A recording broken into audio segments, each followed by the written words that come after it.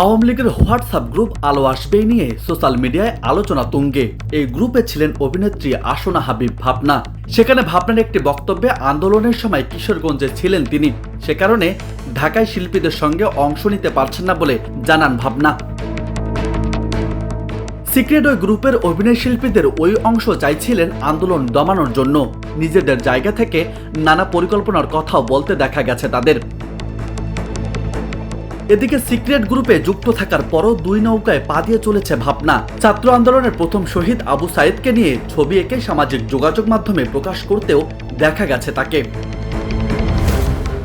এ নিয়ে ভাবনাকে নিয়ে মাঝারুল ইসলাম তানিম নামের একজন ফেসবুকে লিখেছেন, ভাবনা একজন অলরাউন্ডার অভিনেত্রী, যিনি আবু সাইদের ছবি এঁকেও পোস্ট করেছেন, আবার আলো আসবেই সিক্রেট গ্রুপেও ছিলেন। এবছর নিজ খরচে কান চলচ্চিত্র উৎসবে গিয়েছিলেন ভাবনা।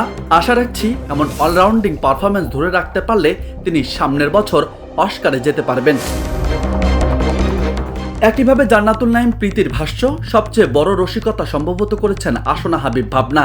ইনি ছাত্র আন্দোলনের আবু সাইদকে নিয়ে ছবি এঁকে নাকি কান্নার অভিনয় করে দিব্যি বসেছিলেন ওই গ্রুপে। শিল্পী মানে বিবেকবোধ ঠিক থাকবে, এ ধারণা থেকে বের হয়ে আসার ক্ষেত্রে এদের ধন্যবাদ। শিল্পের নামে মানুষ হত্যা, সাধারণ ছাত্রদের সন্ত্রাসী ট্যাগ দেওয়ার ক্ষেত্রে কোনো শিল্পীরা ভূমিকা রেখেছেন সেটা জানা থাকলো। যে ছাত্ররা পা হারিয়েছে, বুকে আর মাথায় গুলি খেয়েছে, তারাও জেনে রাখুক সব শিল্পীর বিবেকবোধ নাই, এবং সব বিবেকবোধওয়ালা মানুষ শিল্পী হওয়ার আগে মানুষ।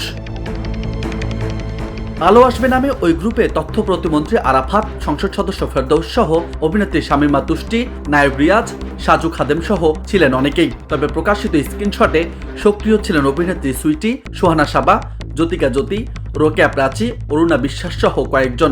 বিষয়টি ইতিমধ্যে সামাজিক যোগাযোগ মাধ্যমে ঝড় তুলেছে। এই গ্রুপে নির্মাতা মোস্তফা সারোয়ার ফারুকীকে নিয়েও কথা হয়েছে, যার প্রতিক্রিয়াও জানিয়েছেন তিনি।